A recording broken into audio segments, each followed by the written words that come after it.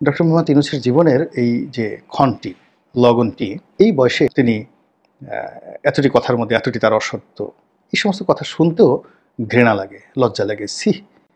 মানুষ কেন এরকম হবে? মানে এখন এই যে কথাটা আমার মানে হৃদয়ের মধ্যে যে কিভাবে তোলপাড় করছে, আমি যেগুলো বলতে যাই আপনারা হয়তো অনেকে সেটা নিতে পারবেন না। যে মানুষ পাকা চুল, পাকা দাড়ি নিয়ে চুরি করে, বদমাইশি করে, তারপর সে মানুষের হক নষ্ট করে এবং জীবনের শেষ দিন পর্যন্ত তিনি বা তারা সেই ফেরাউনের মতো, হামানের মতো, কারুনের মতো আচরণ করে। তাদের ব্যাপারে আল্লাহর ফয়সালা যে কী হয়, এই জমিনে ঢের ঢের উদাহরণ রয়েছে।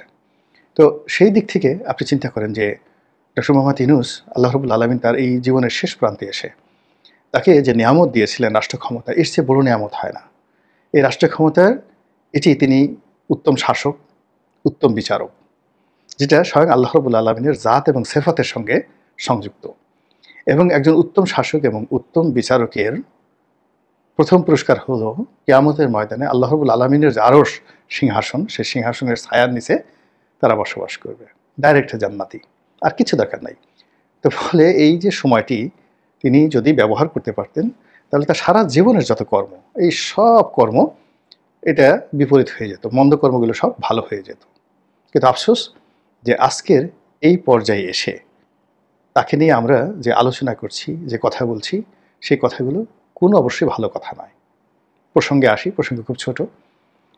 সেটা হলো যে তিনি গত 10 মাস ধরে টানছেন নির্বাচন ডিসেম্বরে হতে পারে, 2024-25 সনের, অথবা 2026 সনের জুনে হতে পারে। তো এটা আসলে এরকম একজন বয়স্ক মানুষের কাছ থেকে এই জিনিসগুলো হয় না। এই কথার মধ্যে একটা ছলচাতুরি রয়েছে। তারপরে আবার বিভিন্ন প্রেশারের কারণে, চাপের কারণে, অবস্থার কারণে তিনি হঠাৎ জাতির উদ্দেশ্যে ভাষণ দিয়ে বললেন যে এপ্রিল মাসের প্রথম অর্ধেক সময়, মানে 15 তারিখের মধ্যে নির্বাচন হবে। লোকজন কেউ বিশ্বাস করেনি। বাংলাদেশ একটা ছাগলও বিশ্বাস করেনি, পাগলও বিশ্বাস করেনি। আর যাদের জবান আছে তারা সবাই বলছে যে এই ভদ্রলোক আমাদেরকে এপ্রিল ফুল বানাতে চাচ্ছে। এপ্রিল মাসের 1 তারিখে মানুষদেরকে বোকা বানানোর জন্য একটা প্রতিযোগিতা সারা দুনিয়াতে খুবই জনপ্রিয়। কিন্তু এটি খ্রিস্টানদের নিকট যাকে বলা হয় উপহাসের দিন, কিন্তু সারা দুনিয়ার মুসলমানদের জন্য এটি যাকে বলা হয় একটা হৃদয় বিদারক ঘটনা। তো এপ্রিল ফুলটা ছিল এরকম যে স্পেন মুসলমানরা প্রায় 700 বছর পুরো স্পেন শাসন করেছে। স্পেনের সঙ্গে সঙ্গে ইটালি এবং ফ্রান্সের একটা অংশ মুসলমানদের শাসনে ছিল। পরবর্তীতে রাজা ফার্ডিনান্ড, তার নেতৃত্বে স্পেনের একেবারে সর্বশেষ শাসক, তিনি তার বিরুদ্ধে যুদ্ধ হয় এবং মুসলমান শাসক পরাজিত হন এবং সেখানে শুরু হয় গণহত্যা। এত গণহত্যা যেটা আধুনিক ইউরোপের ইতিহাস তো নয়, মহাকালের ইতিহাসেও অত গণহত্যা হয়নি যেটা ওই রাজা ফার্ডিনান্ড করেছে। এবং সেই রাজা ফার্ডিনান্ডকে আমরা জানি, রানী ইসাবেলাকে জানি, যিনি কলম্বাসকে টাকা দিয়েছিলেন আমেরিকা আবিষ্কার করার জন্য। তো এইভাবে গণহত্যা করার পরেও তার কাছে মনে হলো এখনও বোধহয় কিছু মুসলমান আছে, লুকিয়ে আছে। তো তাদেরকে বোকা বানানোর জন্য একটা মসজিদে আজান দেওয়া হলো।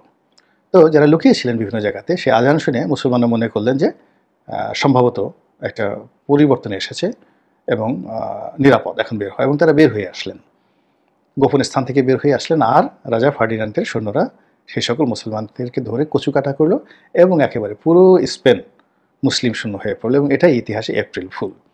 এবং ডক্টর মোহাম্মদ ইউনূসের জন্য দুর্ভাগ্য যে তার এই বক্তব্যকে এদেশের মানুষ সেই এপ্রিল ফুলের সঙ্গে তুলনা করছে, তার কমিটমেন্টকে রাজা ফার্ডিনান্ডের সেই প্রতারণার সঙ্গে তুলনা করছে।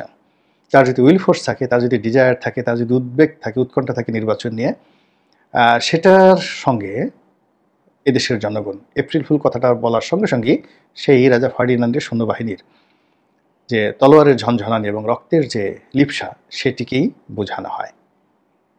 আমাদের এই দেশে যেন এপ্রিল ফুলের মতো কোনো ঘটনা না ঘটে।